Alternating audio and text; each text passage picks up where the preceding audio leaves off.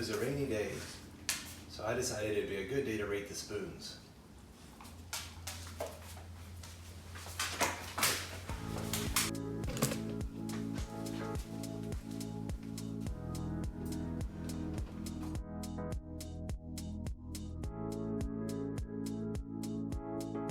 Like most people, I store my spoons according to several metrics: use, wear, size, disposition.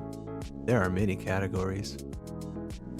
This side is small, unique utensils, useful and limited applications. Oops, one is out of position. All utensils are arranged north to south for obvious reasons. For the purposes of this instructional video, we're focusing on metal eating spoons. While cataloging your spoons, it is permissible to temporarily combine categories. We'll do so now and then continue. Let's get started.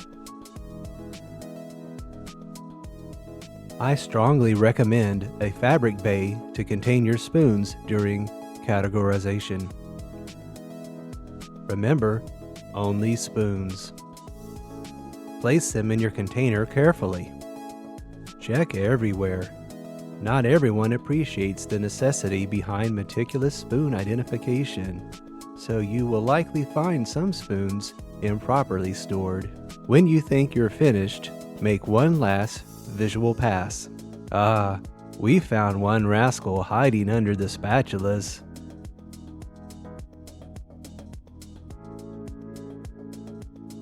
We are not rating slotted serving spoons in this video.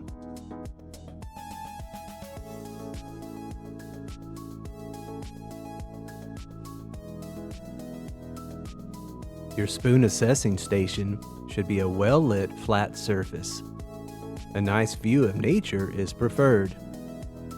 It is always advisable to have adequate overhead lighting and ventilation.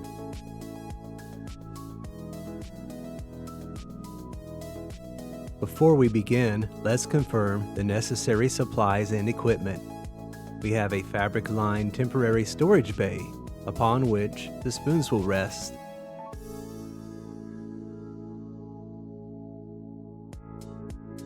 We have a magnifier stand with alligator clamps for the tough evaluations. The clamps are technically optional, but why wouldn't you want this extra assistance?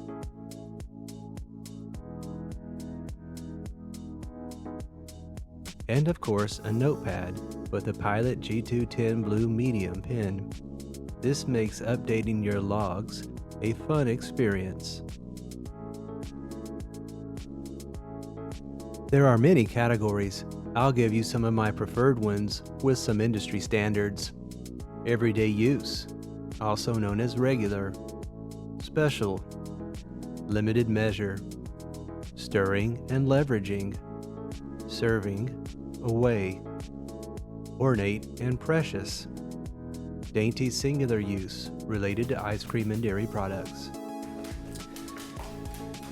We're going to pick up a spoon and sort them. Notice the barrel is long. It's got a wide end with a good head. This one would be a good everyday use spoon, although it could be put in an away spoon. We're going to start with everyday use.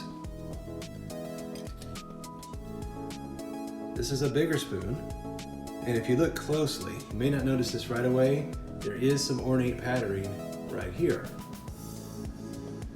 That, coupled with the wide head of this spoon, suggests this would be better used as a serving spoon or an away spoon, as you'd have a better leverage digging out that food from your canister. This spoon is an exceptional find.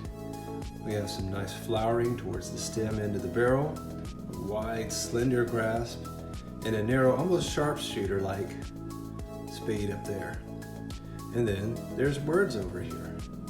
This is clearly a stirring spoon. This could be useful in a very special parfait type of dessert scenario, but for right now, we're going to leave it down here. everyday spoon. And spoiler alert, we're gonna lose some points right up in here. We'll come back to that later. Your sorting will continue this way. You will decide based on the ornate intricacies of each thing, as well as how the width is for where you want to put your spoons. Some you'll be able to tell immediately. Some you'll want to take a look at in comparison to other spoons. We're going to put this one aside for now.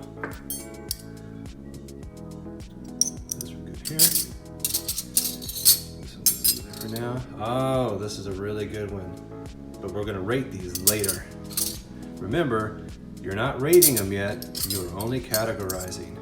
Try to avoid getting lost in the fun that is rating spoons.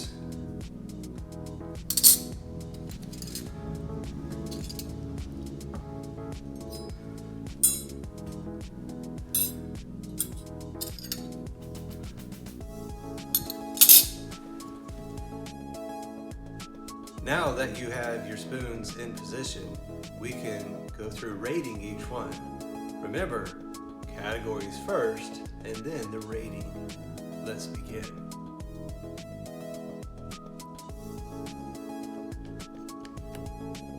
All right, this is obviously the funnest part of the whole day. You might want to allocate yourself, I'd say 45 minutes is a minimum. Don't forget though, we do need to be journaling these as we go through. So we want to count right now and see roughly about how many we have, and then you'll check your logs later on. Right now, we look roughly like this. Your notation styles can vary, and again, you pick how you want them to be described. So let's go through and rate some of the actual spoons. Now, right away, we can see some of these spoons have different shapes. These are really great for ice cream and things on the side because there's coffee on this one, don't worry about that. See, wouldn't this be fun? This probably has a real use for something else, but ice cream works really well. And this thing makes you feel dainty. You just eat and eat and eat, and it takes you a while. So out of those, this is clearly the winner. This guy's in his own category, but this is super fun and it's old because it has this on it and it reminds me of my old house from like ages ago. I don't remember where I got these. So that was a pretty good one. Now let's talk about some of these over here. I use these when I'm going to work and I have my canister meals. I really want to be able to get into the canister nicely. So a serving spoon like this, while having the length, is almost too cumbersome. So we're not going to really use this too much. This one is a standard replacement. This one is a solid one, but it's got carbon scoring on it. Can you see all that? Not the best. So this is my all-time favorite away spoon. I call it the spade spoon because if you look closely, you might can see it looks like it's got a spade right here. It handles very well. It's really balanced. You know, you just go with it like that. It's just, man, the technology in this one. You get in there, you grab the food, you spoon it out. This helps you break and this helps you carry. And we're not going to get too technical with our terms today. Notice it does have a really good pattern on the back, so when you're chewing, you look at that and go, oh, hey, that's a cool pattern on the back. So this is the best spoon, and every now and then I'll melt down if I don't find it. It's Carlisle stainless steel, which of course is out of Hong Kong. Add some points to it right there. But overall, this is a super quality spoon. Really, really hard to go wrong with this one right there. So our waste spoons, mostly eating out of the canisters, some delicate ones, and obviously the serving spoon. On to the main game, because this is where you're going to spend most of your time. And for this one, we're going to bring in our little device in a moment. Several of these are everyday wear. These are the ones that you're okay with your kids using because they just function, right? Solid. Let's see here. Pretty solid. Notice this one is really close to the line. Almost could be a dainty dairy spoon, but we're gonna keep it, you know, pretty much as is. It's gonna stay where it goes. Come back to that one. Spoiler. Solid, you know, good B minus probably, right? Solid. Oh, I don't know. See, this one's a little flat. Notice the pan is real flat. It's okay. It's not great. It does get extra points for having the scoring along the edges. Again, it's just slightly shallow, better handling down here because you get that grip bonus. It's okay. This is a bigger one. Could have been over on the serving side, right? We all can see that. But again, this is points for some of the carbon scoring because it's just about the same model as that one right there. So we're gonna go ahead and move them back. These two are the best, okay? So if you could tell, I know that for all the beginners out there, it's not always easy. This one's slightly longer. And it gives up some shovel width at the top as this narrows in towards the neck where it's yoked. So I lean towards this one as the best spoon that I own. Look how shiny it is, which is always a bonus. It's an old school kind of brutalist pattern with no real markings or indentations. Has just a tiny lip on the tail. And then you compare it to this one over here, still a really solid A-, right? This one's good, straight, classic, no frills, right? Tail ends, solid lines, just look at those, just straight down there. It also has a few words on it, but I don't know what that means. So these are the best spoons that I have. Now, let's jump back to some of the issues, and this is where you're really gonna want your magnifier to help you identify it, because sometimes we don't see these things readily, and that's okay. So what I'm doing is setting this up over here, and then I'm gonna tilt our magnifier into position. Oh, you see this? Oh, that's beauty. All right, so this is kind of just proof of concept, letting y'all see at home, and if you have your own, you can get it. But getting right up into here, I'm gonna try to get the best camera angle, and it's different every time. Right up here, I don't know if you can tell, a lot of use, right? So in the biz, we call those scratches. And what that means is it's not gonna give you the best eating experience. If these catch on your lip, you're gonna feel that. Now, sometimes that's from misuse, mishandling. Sometimes it's the disposal under your sink. Yeah. Not everybody knows this. If you lose a spoon in the disposal and you pull it out, it could have scratches. So yeah, that's a neat little thing you learned. Very nice. Other side of it here does have an amazingly exquisite barrel. Back in its day, this would have been a solid B. Right? Look at that. It's got a good little bit of weight to it. Oh, Korea. Look. Hey. Wow. Korean spoon right here in Texas. Very nice. This one as well. I'm not going to clamp in this time, just going to give you kind of the preview. See that? Just a little bit of scratches under there. Yeah. Not optimal. It's really not. Now, one of the kids used that for stirring some chocolate, and I didn't clean it today, so we don't take points off for that. That can be fixed. But look, it's a solid spoon. It really is. Just about the best. So, gonna drop it a few though. So that's kind of where I am. Now it's gonna take me about 20 minutes to document all of these, but I got two more things to show you before we call it wrap it up. Like any true adult, I have some extra special things that I keep hidden in the cupboard.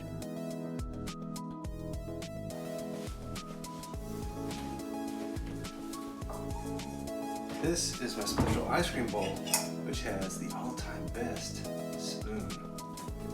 This one's really fancy. It's got markings everywhere. Really great weight. That tail and the trunk especially, super balanced. This one just goes. And you'll notice it's paired with an official Creamy Creations bowl, which is a super fun ice cream eating experience. Have to hide that so the kids don't use it. Now, let's go on to the second spoon. The other pro tip is to always keep a spoon on hand for everyday use. This is like the big brother equivalent of the ice cream spoon that we just looked at. Notice again, super long, really girthy tail end of that torso there.